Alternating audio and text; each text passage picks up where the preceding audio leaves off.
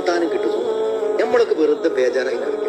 ഈ കുറച്ചു നേരം പള്ളിയിൽ പോയി ആ ജമാഅത്ത് കഴിഞ്ഞ് കുറച്ചു നേരം അവിടെ ഇരുന്ന് കുറച്ച് സമയം ജമാഅത്തൊക്കെ ഒന്ന് കാത്തിരുന്ന് സുബഹിക്ക് ശേഷം ഒരു അരമണി, അതുകൊണ്ടൊക്കെ ജീവിതത്തിൽ ഉണ്ടാകുന്ന മാനസിക മാറ്റം വാക്കുകൾക്ക് അതീതമാണ്. അത് അള്ളാഹ് നമുക്ക് നിശ്ചയിച്ചു വന്ന ഒരു കാര്യമാണ്. മനസ്സമാധാനം കിട്ടാനുള്ള ഒരു കേന്ദ്രമായിട്ട് അള്ളാഹ് പള്ളിയെ വെച്ചു. അതിപ്പോ പള്ളി കയറിയപ്പോ നമുക്കത് കിട്ടി.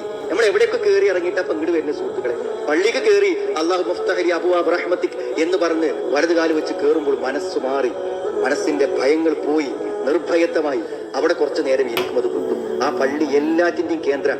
അവിടെ നിന്നാണ് നബി സ്വല്ലല്ലാഹു അലൈഹി വസല്ലം വിധി പറഞ്ഞത്, ശിക്ഷകൾക്കുള്ള വിധി പറഞ്ഞത് അവിടെയാണ്. അവിടെയാണ് ആളുകളുടെ പരാതി കേട്ടത്.